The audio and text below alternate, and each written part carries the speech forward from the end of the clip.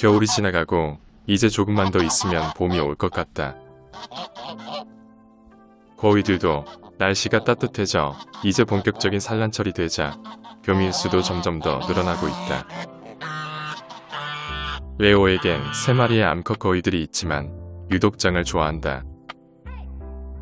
그것은 레오가 그레이의 괴롭힘으로 처음으로 거위 무리에서 독립할 때 짱이 함께 따라 나왔기 때문일 것이다. 그래서 레오의 첫 번째 아내가 된 짱은 지금도 레오의 사랑을 독차지하고 있다.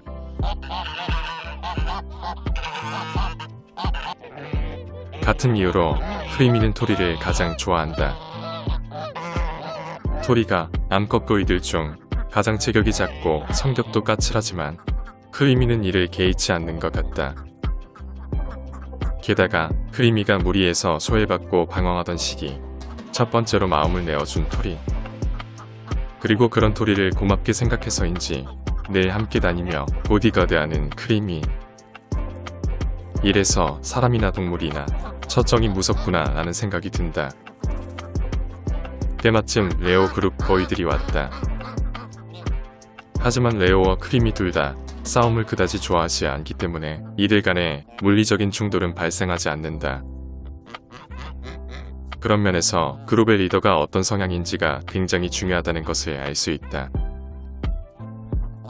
둘 다 대장 거위와 단 한 번의 싸움 없이 암컷 거위들의 선택만으로 지금의 무리를 만들었기 때문이다. 이처럼 힘으로 눌러 암컷 거위들을 차지하는 게 거위들 세계에선 무의미하다는 생각이 든다. 그동안 덕이와 그레이의 행동을 오랫동안 관찰한 결과 그들에겐 공통점이 한 가지 있다는 걸 알게 되었다. 그것은 둘 다 핑크를 너무 좋아한다는 사실이다. 핑크가 가는 곳이 어디든지 간에 덕이가 따라다니고 또 그레이는 그 뒤를 따라다닌다. 덕이는 핑크를 뺏기지 않기 위해 애를 쓰고 그레이는 핑크를 되찾기 위해 기회를 엿보고 있다. 지난번 치즈가 다가왔을 때도 그레이가 쉽게 받아주지 않았던 게 결국은 핑크 때문이었던 것이다. 문제는 대장 거위가 된 덕이가 핑크를 제외한 다른 암컷 거위들에 대해 별다른 신경을 쓰지 않는다는 점이다. 물론 핑크가 착하게 생긴 인상에 성격도 조용해서 수컷 거위들이 좋아할 만하다는 것을 알겠지만 이건 아닌 것 같다. 대장 거위라면 암컷 거위들을 모두 포용해야 함에도 불구하고 한 마리에게만 집착하는 게 바람직해 보이지는 않는다. 그래서 최근 덕이가 수컷 거위들을 모두 무찌르고 대장 거위가 되었지만 오히려 암컷 거위들이 무리를 떠나고 있다. 과연 이것이 나의 지나친 기우인 걸까? 아니면 덕이의 지도력에 문제가 있는 걸까? 핑크, 리와 핑크. 사실 나도 거위들 중에서 핑크를 가장 좋아한다. 이쁜이는 나의 아픈 손가락 같은 애잔한 존재이고 핑크는 아직까지 나와 교감을 나누는 애정어린 존재이다. 조금 뒤 핑크와 내가 함께 있는 시간이 길어지자 덕이는 다른 암컷 거위에게 가버리고 그레이만 남았다. 결국 이 장면만 봐도 핑크를 정말로 좋아하는 건 그레이라는 사실을 알 수 있다. 돌이켜보면 그레이는 치즈와 함께 무리에서 독립해 새로운 삶을 살 수 있었지만 핑크 때문에 떠나지 않은 것이다. 잠시 뒤 나와 함께 있던 핑크는 옆에 있던 그레이에게로 간다. 그리고 모처럼 말해 덕이도 옆에 없이 그레이는 핑크와 단둘이 있게 되었다. 핑크와 교미를 시도하는 그레이. 하지만 결정적인 순간에 다른 암컷 거위가 나타나 이를 방해한다. 방해하던 암컷 거위를 쫓아내고 그레이는 또다시 교미를 시도한다. 하지만 핑크가 쉽게 받아주지 않고 있는 와중에 멀리서 이 장면을 지켜보고 있던 덕이가 뛰어온다.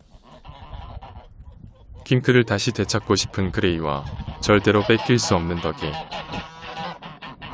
과연 이들의 삼각관계는 어떻게 결론이 날까?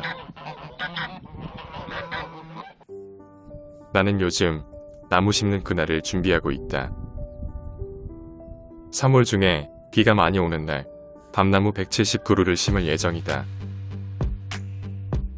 그리고 지금 하고 있는 것은 밤나무 묘목을 보호하기 위한 보호망을 만드는 작업이다. 이 보호망으로 묘목을 보호하지 않으면 거위들이 묘목에서 나는 새순을 모두 다 따먹어버리고 그 묘목은 결국 죽어버린다. 어린 묘목을 심어서 어느 세월에 커다란 나무로 만들 수 있을지 걱정도 되지만 아무 노력 없이 공짜로 얻는 것은 세상에 없다. 지금 나의 조그마한 노력으로 먼 훗날 야생동물들의 보금자리가 될 수 있다는 상상을 하면 마음이 즐거워진다. 높게 자란 밤나무와 픽한 나무에서 마음껏 돌아다니며 걱정 없이 먹이활동을 하게 될 다람쥐들. 하지만 이것은 밤나무가 울창하게 자라게 돼 앞으로 10년 정도 뒤에나 가능한 일이다. 한치 앞을 모르는 인생에서 나의 노력이 무의미하게 끝날 수도 있겠지만 그럼에도 불구하고 나는 노력해볼 생각이다. 참고로 3월 중 비가 많이 내리는 그날 아마도 심신이 피곤한 나는 영상을 만들 여유가 없을 것 같다. 결국 더기와 그레이 간의 싸움이 발생했고 더기가 도망치는 걸로 싸움은 금방 끝났다. 하지만 어쩐 일인지 더기는 싸움에서 이긴 것 마냥 당당하고 오히려 그레이가 계속 더기를 무서워하는 것 같다. 아마도 그레이는 지난번 패배 이후 그 충격에서 아직 헤어나오지 못한 것 같다. 다른 암컷 거위들을 내팽겨둔 채 여전히 핑크디만 따라다니는 더기와 그레이. 서열 1위와 서열 2위답지 않은 녀석들의 행동에 과연 암컷 거위들은 앞으로 어떤 행동을 하게 될까? 며칠 전 봉이에게 큰 사고가 있었다. 그 당시 워낙 다급한 상황이라 영상 촬영을 하지 못했지만 봉이가 농장에 들어온 맹금류 한 마리에게 공격을 당했다.